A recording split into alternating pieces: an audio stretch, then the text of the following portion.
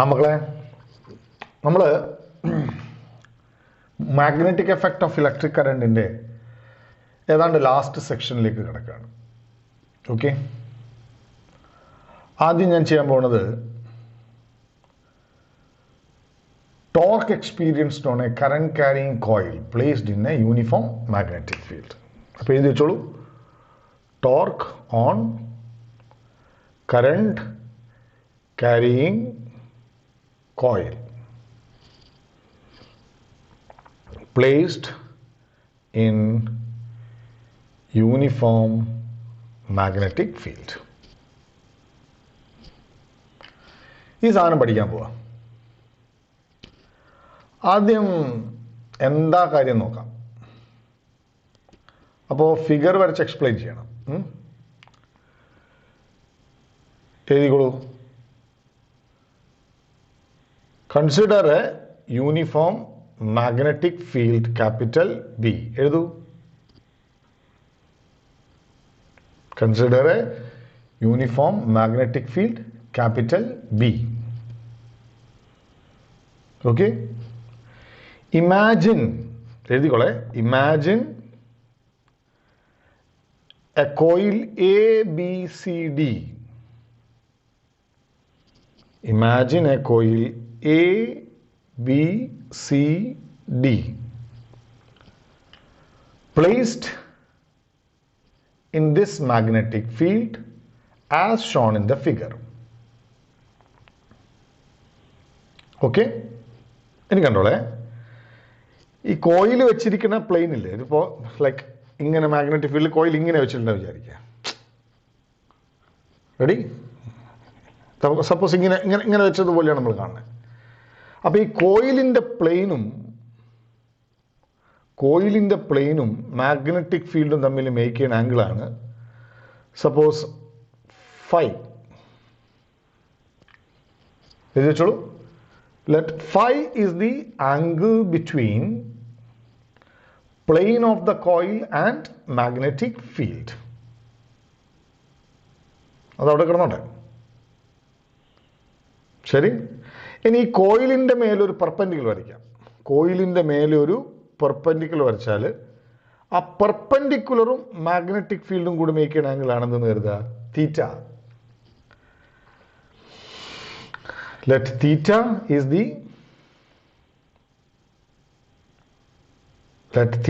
Is the angle between magnetic field and perpendicular drawn on the coil. ഓർമ്മയുണ്ട്, നമ്മുടെ area vector ആക്കാനേ ഒരു perpendicular വരച്ചുള്ള പരിപാടിയായിരുന്നില്ലേ ചെയ്തിരുന്നത്? അതേ കാര്യമാണ് ഇവിടെയും ചെയ്യാൻ പോണത്. ഇനി അടുത്ത് എഴുതാം. Let I is the current flowing through the coil.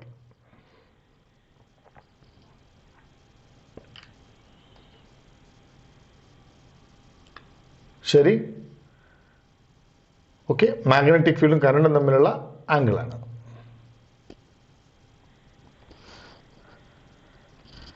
അടുത്ത line. L is the length of the coil and B is the breadth of the coil.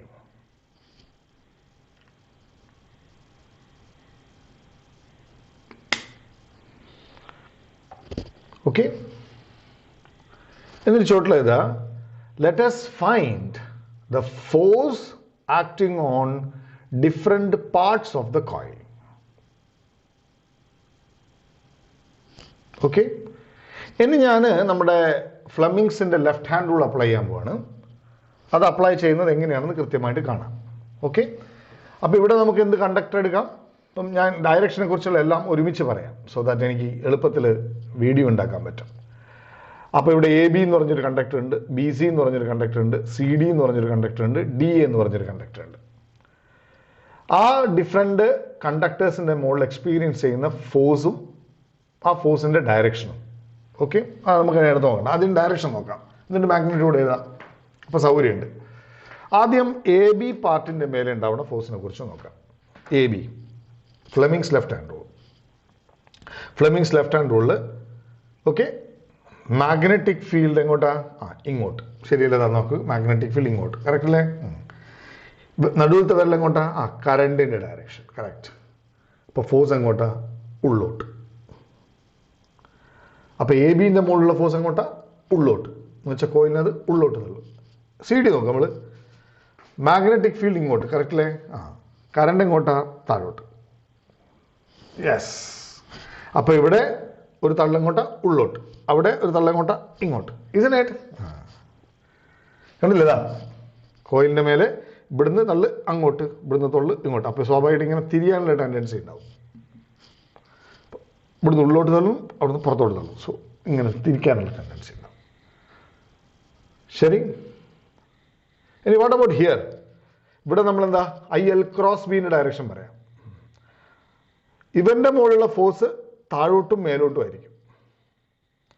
അപ്പോൾ ഇങ്ങനെ നോക്കുക. തൽക്കാലം ഹൊറിസോൺ ഇങ്ങനെ വെച്ചിരിക്കുന്ന പ്ലെയിൻ പോലെ വിചാരിക്കുകയാണെങ്കിൽ മാഗ്നറ്റിക് ഫീൽഡ് ഇങ്ങോട്ട്.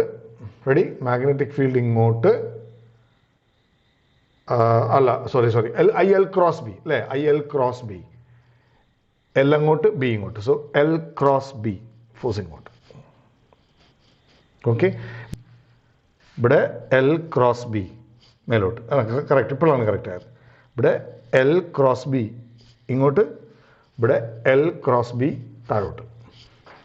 അപ്പോൾ അത് നിങ്ങൾ മനസ്സിലാക്കിയില്ലെങ്കിൽ വലിയ പേടിക്കാനൊന്നുമില്ല. അപ്പോൾ ഇവൻ്റെ മുകളിലുള്ള ഫോഴ്സ് ഇങ്ങനെയാണ് ഉണ്ടാവുക. That is F on BC. ഇവൻ്റെ മുകളിലുള്ള force that is F on DA. ഇവിടുത്തെ force that will be acting into the plane, that is F on AB. ഇവിടുത്തെ മേലുള്ള force that will be out of the plane, that is F on CD.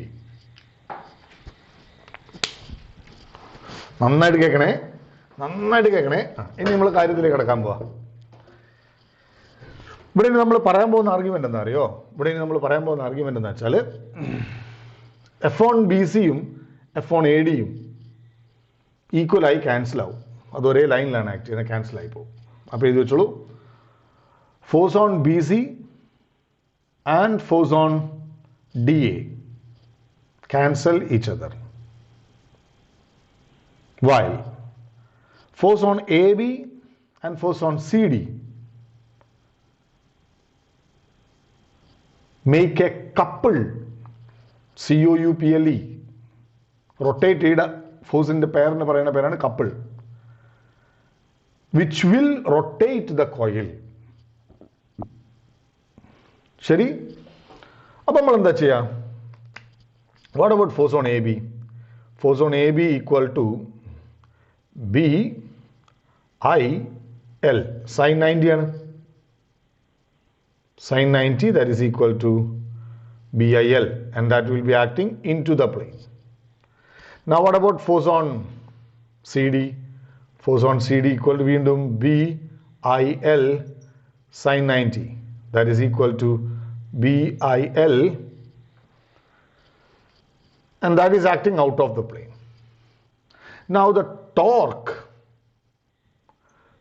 equal to force into perpendicular distance between line of action of force.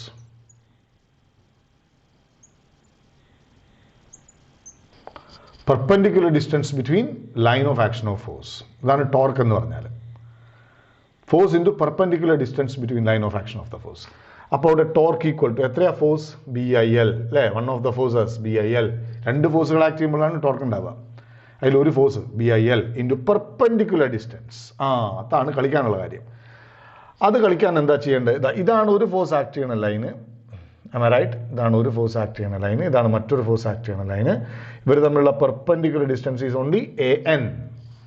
എന്താണത്? AN.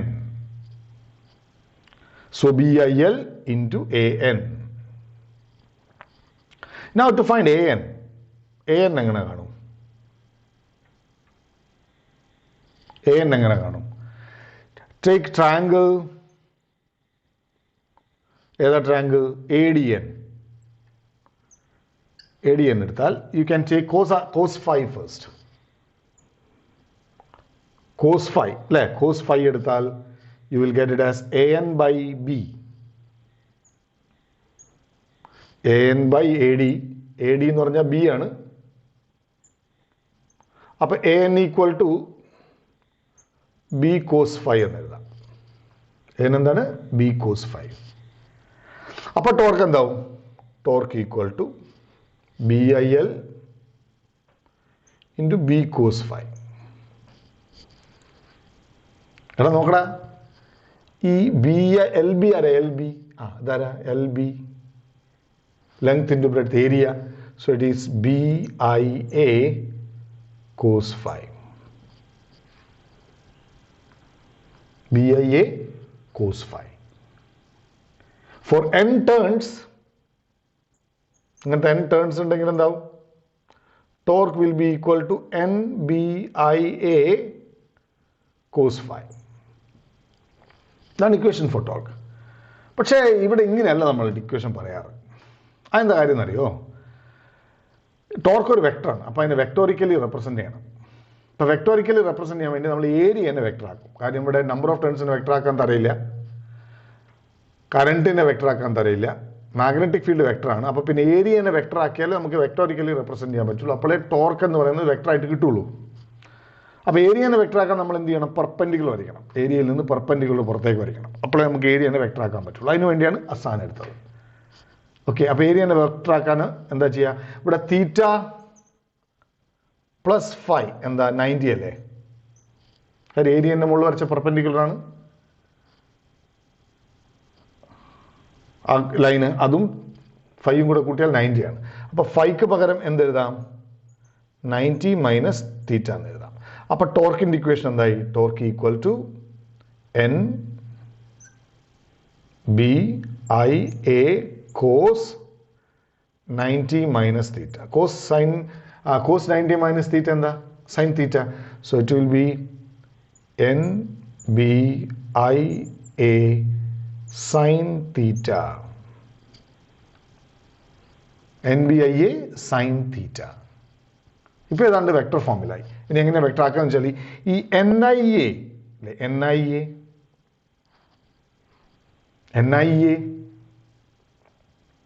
NIA നമ്മൾ വിളിക്കുക magnetic moment എന്നാണ്. Moment of A coil. ഇപ്പോൾ തൽക്കാലം കേട്ടുവെക്കുക. Okay, that is M എന്നൊരു അക്ഷരം കൊണ്ടാണ് കാണിക്കുക. മാഗ്നറ്റിക് മൊമെന്റ് എന്താണെന്നുള്ള കുറച്ച് കഴിയുമ്പോൾ മനസ്സിലാവും. So it is MB sine theta എന്നാവും. Torque equal to what? MB sine theta. അതെങ്ങനെ എഴുതാം? It is or torque equal to M cross B എന്ന് എഴുതാം. Torque equal to M cross B. MB sine theta. മക്കളൊന്ന് മാത്രം പഠിച്ചു നോക്കിയാൽ MB sine തീറ്റ. അല്ലെ M എന്താണ്? NIA. അതെന്താണ്? കോയിലിൻ്റെ മാഗ്നറ്റിക് മൊമെന്റ്. അതെന്താണെന്ന് നിങ്ങൾക്ക് അറിയില്ല, ഞാൻ പറഞ്ഞു തരുമോ? കുറച്ച് കഴിയുമ്പോൾ മനസ്സിലാവും. കോയിലിൻ്റെ മാഗ്നറ്റിക് മൊമെന്റ് അതെന്താണ്? Number of turns into current into area. Area എങ്ങനെയാണ്? ഏരിയ വെക്ടറാണ്. അങ്ങനെ ഏരിയ വെക്ടറാക്കുക. ഏരിയൻ്റെ മുകളിൽ പെർപെൻഡിക്കുലർ വരയ്ക്കുക. എന്താണ് ഈ ഫൈയും തീറ്റയും തമ്മിലുള്ള വ്യത്യാസം? ഫൈ കോയിലിൻ്റെ പ്ലെയിന് മാഗ്നറ്റിക് ഫീൽഡായിട്ട് ഉണ്ടാക്കുന്ന ആംഗിളാണ്. തീറ്റ കോയിലിൻ്റെ മുകളിൽ വരച്ച പെർപെൻഡിക്കുലർ മാഗ്നറ്റിക് ഫീൽഡുമായിട്ട് ഉണ്ടാക്കുന്ന ആംഗിളാണ്. അപ്പോൾ എന്താ ഇപ്പോൾ നമ്മൾ സംസാരിച്ചുകൊണ്ടിരിക്കുന്നത്? നമ്മൾ സംസാരിച്ചുകൊണ്ടിരിക്കുന്ന ഒരു യൂണിഫോം മാഗ്നറ്റിക് ഫീൽഡിൽ ഒരു കറണ്ട് ക്യാരിയിങ് കോയിലിനെ വെച്ചാൽ അവൻ എക്സ്പീരിയൻസ് ചെയ്യുന്ന ടോർക്കിനെ കുറിച്ചാണ്. അപ്പോൾ ഒരു യൂണിഫോം മാഗ്നറ്റിക് ഫീൽഡിൽ ഒരു കറണ്ട് ക്യാരിയിങ് കോയിൽ വെച്ചാൽ ആ കോയിൽ തിരിയാൻ തുടങ്ങും. അങ്ങനെ കോയിൽ തിരിയുമ്പോൾ, അല്ലെങ്കിൽ അങ്ങനെ കോയിൽ തിരിയാൻ ഒരു ടോർക്ക് ആവശ്യമുണ്ട്. ആ ടോർക്കിൻ്റെ പേരാണ്, അല്ലെങ്കിൽ ആ ടോർക്കിൻ്റെ ഇക്വേഷനാണ് MB സൈൻ തീറ്റ. ഓക്കെ, തീറ്റ എന്താണ്? ഏരിയ വെക്ടറും മാഗ്നറ്റിക് ഫീൽഡും തമ്മിൽ ഉണ്ടാക്കുന്ന ആംഗിളാണ്. ഇതിന് വേറൊരു രൂപം ഇക്വേഷൻ ഉണ്ട്, MB cos phi എന്നും പറയാം. MB cos phi എന്ന് പറയുമ്പോൾ ഫൈ പ്ലെയിനുമായിട്ട് ഉണ്ടാക്കുന്ന ആംഗിളാണ്. ആ വ്യത്യാസം കൃത്യമായി മനസ്സിലാക്കണം. Okay, all the best.